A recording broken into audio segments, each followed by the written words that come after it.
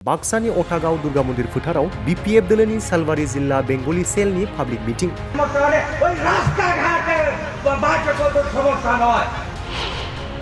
बे हाबाफारियाव बाहागो लादों 24 नं सालबारि बियाबनि एमसीएलए जय मुसाहारि, सालबारि जिल्ला कमिटिनि बीपीएफनि गाहाय नेहाथारि प्रवीण दास, मटनगुरि ब्लक कमिटि बीपीएफनि आफादगिरि अमर सिंह बसुमतारी, बीपीएफ दोलोनि सेन्ट्रेल कमिटिनि नेहाथारि बेगम आफ्तार आहमेद।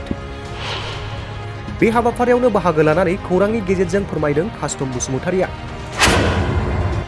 बेंगलिफोराबो समान अधिकार दं, मानो होनब्ला बीटीसी चुक्ति 6 शेड्यूल बर'फोरनो होबाय 2003 मायथाइयाव। बर'र जिमान अधिकार আছে बेंगलीসকলৰ সমান অধিকাৰ আছে, কিয়নো बीटीसी চুক্তি 6 शेड्यूल আমাক যেতিয়া বড়োসকলক দিলে 2003 आबुङै आगोलनि मायथाइयाव जायफोरा बेयाव बर'फोरजों बायदि बायदि जाति जनगोष्ठीफोरजों जिउ खुंगासिनो दं हाजार मायथाइनिफ्राय। बेफोर गासैबो जोंनि फरियालनि बर' मुस्लिम बीटीसीनि थागिबि बीटीसीनि फरियाल। जे अलरेडी 2003 আগত চনত যিসকলে ইয়াত বড়ো লগত বিভিন্ন জাতি জনগোষ্ঠী জীয়াই আছে, বসবাস কৰি আছে হাজাৰ চন আগৰ পৰাই, তেওঁলোকে 2003 আগত যিসকলে বসবাস কৰে তেওঁলোকে সব আমাৰ পৰিয়াল, বড়ো মুছলমান আমি সব बीटीसी-बाखी बीटीसी परियाल।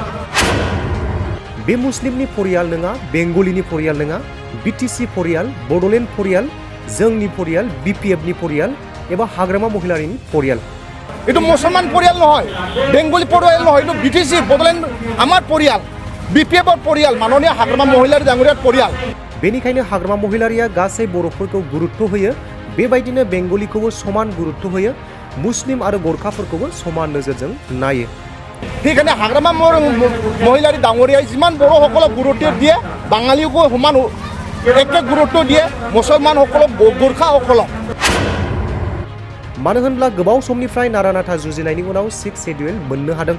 कियनो तेखेते दीर्घदिन यात संग्राम करा पाছত এটা 6 शेड्यूल एरेन्जमेन्ट पाइছে। बेनि थाखायनो बायदि बायदि खोथाफोरखौ बिथाङा मोजाङै मिथिगौ। बेनि थाखायनो चिरां जिल्लानि बिजनियाव CWC सेटिंआव बिबुंथिनि गेजेरजों फोरमायदों दि होखारनायनि बाक्सा जिल्लायावबो नटिस फैदों होननानै।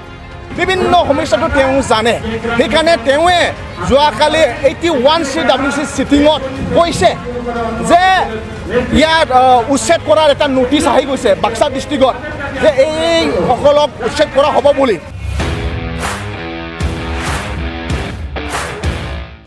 इन्डिपेन्डेन्स डे स्पेशल अफार लाबोदों सेरफांगुरियाव थानाय फुंखा इन्टारप्राइज बाजाज शोरूमा।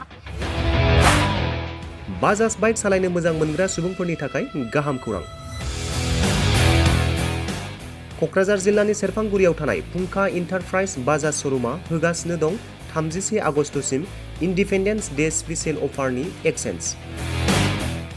बाइक बायगिरि बिथांमोना इसेल' बिबांनि रां होग्रोनानै प्लेटिनानि मडेल, बाजाज सिटीनि मडेल आरो पालसार 125नि गासैबो मडेलनि बाइकखौ आरसि आरो इन्सुरेन्स लाफानानै 10,999 रां बेसेनावनो लवेस्ट डाउन पेमेन्ट होनानै बाइक लानो हागोन आरो 1,000 रां होग्रोनानै गोसो बायदि बाइकखौ आवग्रिनानै दोननो हागोन।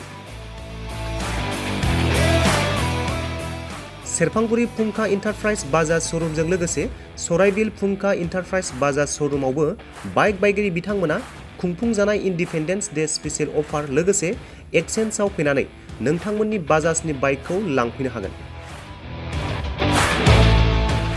सेरफांगुरि फुंखा इन्टारप्राइज बाजाज शोरूमा नोंथांमोननो लोगोसे मोजां अफारबो लाबोदों।